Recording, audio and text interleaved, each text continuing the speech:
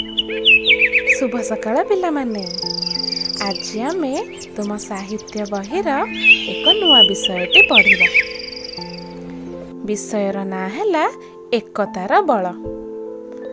एबे तुमे तुम बहिर 88 पृष्ठा बाहर कर। देख एथिरे अछि पाठ 11 एकतार बल।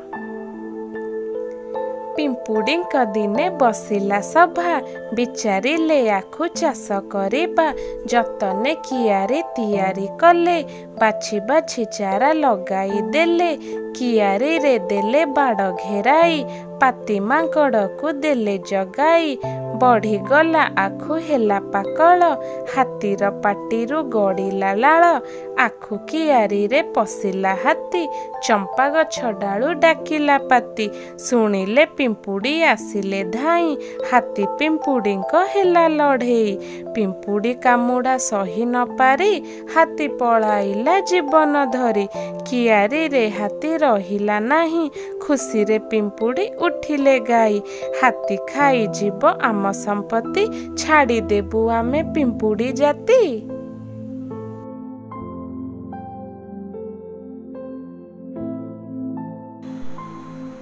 आमे एही पाठरू कौन जानिले? आमे जानिले जे पिंपुड़ींकर दिने सभा बसिछि सेमाने आखु चाष करिवे बोली विचार करचंती कियारी रे आखु चारा लगाई बाड़ घेराई देइछंती एवं फसल को पाती मांकड़ को जगाइछंती।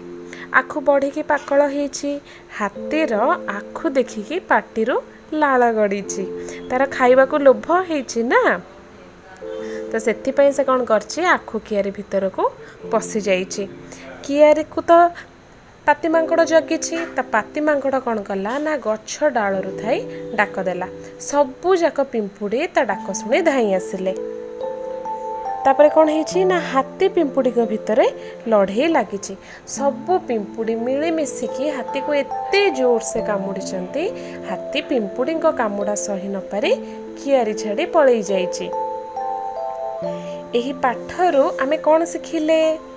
एही पाठरू आमे शिखिले जे समस्ते मिलिमिशि काम कले जेते बड़ विपद आसिले मध्य आमे सफलता पाई परिबा। एही पद्यटी को मु जे भली पढ़ी अभ्यास कली तुमे माने बारंबार से ही भली पढ़ी अभ्यास करि देबो। आर पीरियड रे आमे एही प्रसंगर युक्ताक्षर जानिबा। आज पई एतिकी रहिली। धन्यवाद।